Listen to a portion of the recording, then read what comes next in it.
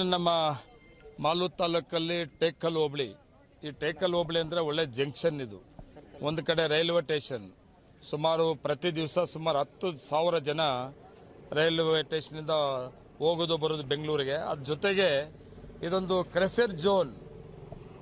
ಇಲ್ಲಿ ಕ್ರೆಸರ್ಗಳು ತುಂಬ ಹೆಚ್ಚಿಗೆ ಇದೆ. ಸುಮಾರು ಟಿಪ್ಪರ್ಗಳು ದೊಡ್ಡ ದೊಡ್ಡ ವೆಹಿಕಲ್ಸ್ ಅಲ್ಲಿ ರೋಡಲ್ಲಿ ಓಡಾಡ್ತದೆ. ಆದರೆ ಈ ರಸ್ತೆ ಕೆಜೆಹಳ್ಳಿಯಲ್ಲಿ ತುಂಬ ಕಷ್ಟ ಇತ್ತು.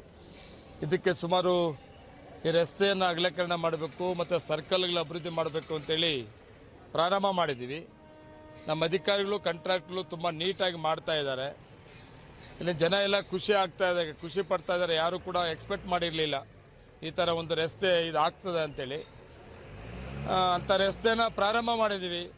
ಇನ್ನು ಅದ್ರ ಜೊತೆಗೆ SSTPಯಲ್ಲೂ ಕೂಡ ಸುಮಾರು 20 ಕೋಟಿಯನ್ನು 99 ಸ್ಟೇಟ್ ಹೈವೇ ಅಲ್ವಾ ರಾಜು?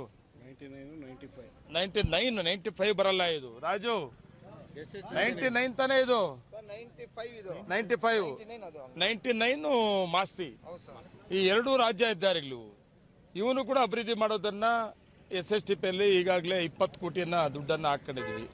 ಇವೆಲ್ಲ ಕೂಡ ತುಂಬಾ ನೀಟಾಗಿ ರಸ್ತೆಗಳ ಮಾಡಬೇಕು. ಮತ್ತೆ ಇಲ್ಲಿ ಒಳ್ಳೆ ಜಂಕ್ಷನ್ ಮತ್ತೆ ಕ್ರೆಸರ್ ಝೋನ್ ಅಂತ ಒಂದು ಜಾಗ ವಿಶೇಷ ಅಭಿವೃದ್ಧಿ ಮಾಡಬೇಕು ಅಂತೇಳಿ ತಗೊಂಡಿದ್ವಿ. ಇವತ್ತು ರಾಜ್ಯ ಸರ್ಕಾರ ಅದಕ್ಕೆಲ್ಲ ರೀತಿಯ ಸಹಕಾರವನ್ನು ಕೊಡ್ತಾ ಇದೆ.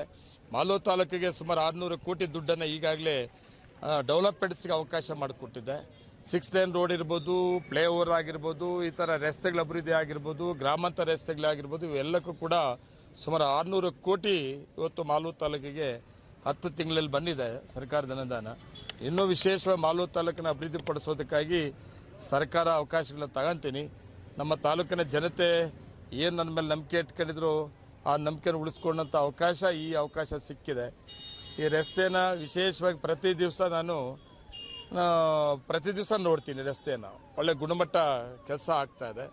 ಮತ್ತು ಅದ್ರ ಜೊತೆಗೆ ನಮ್ಮ ಮುಖಂಡರುಗಳಿಗೆ ಎಲ್ಲರಿಗೂ ಕೂಡ ಹೇಳಿದ್ದೀನಿ, ತಾಲೂಕಲ್ಲಿ ಎಲ್ಲೇ ಯಾವುದೇ ಒಂದು ಕೆಲಸ ಪ್ರಾರಂಭ ಆದರೆ ಆ ಕೆಲಸವನ್ನು ಅಧಿಕಾರಿಗಳೇ ನೋಡಬೇಕು ಅನ್ನೋದಕ್ಕಿಂತಲೂ ಸಾರ್ವಜನಿಕರು ಅಷ್ಟೇ ಜವಾಬ್ದಾರಿ ಇದೆ. ಎಲ್ಲಾದರೂ ಕಳಪೆ ಕಾಮಗಾರಿ ಆಗಿದ್ರೆ, ಸರಿಯಾದ ರೀತಿ ಕೆಲಸ ಮಾಡದೇ ಇದ್ದಾರೆ, ಆ ಸಂಬಂಧಪಟ್ಟ ಅಧಿಕಾರಿಗಳಿಗಾಗಿರ್ಬೋದು ಇಲ್ಲ ನನಗಾದರೂ ತಿಳಿಸ್ಬೇಕು ಅನ್ನೋ ಒಂದು ಸಂದೇಶವನ್ನು ಮೆಸೇಜನ್ನು ಕೂಡ ನಾನು ತಾಲೂಕಿನ ಜನತೆಗೆ ಕೊಟ್ಟಿದ್ದೀನಿ. ಯಾಕಂದರೆ ಗುಣಮಟ್ಟ ಕಾಪಾಡಬೇಕು ಅಂತಂದರೆ ಎಲ್ಲರೂ ಜವಾಬ್ದಾರಿ ಇರ್ತದೆ. ಇದು ಸಾರ್ವಜನಿಕರ ದುಡ್ಡು, ಇದು ಸಾರ್ವಜನಿಕರ ಜವಾಬ್ದಾರಿ ಕೂಡ ಅಷ್ಟೇ ಇರ್ತದೆ. ತೆರಿಗೆ ದುಡ್ಡಲ್ಲಿ ನಾವು ಡೆವಲಪ್ಮೆಂಟ್ಸ್ ಮಾಡೋದು, ಸರ್ಕಾರ ಅನುದಾನ ಕೊಡೋದು. ಅದಕ್ಕೆ ಈ ಅವಧಿಯಲ್ಲಿ ಎಲ್ಲೂ ಕೂಡ ಕಳಪೆ ಕಾಮಗಾರಿ ಇಲ್ಲದೆ ಗುಣಮಟ್ಟದ ಕೆಲಸಗಳನ್ನು ತಗೊಳ್ಳೋಂಥ ಅವಕಾಶ ಹೆಚ್ಚಿಗೆ ಡೆವಲಪ್ಮೆಂಟ್ ಜೊತೆಗೆ ಗುಣಮಟ್ಟದ ಕೆಲಸಗಳನ್ನು ಆಗೋದಕ್ಕೂ ಕೂಡ ನಾನು, ನನ್ನ ಅಧಿಕಾರಿಗಳು, ಸಾರ್ವಜನಿಕರು ಕೂಡ ಜವಾಬ್ದಾರಿ ತಗೊಂಡು ಕೆಲಸಗಳನ್ನು ಮಾಡಿಸ್ಕೊಂಡಂಥ ಕೆಲಸ ನಾವು ಮಾಡ್ತೀವಿ.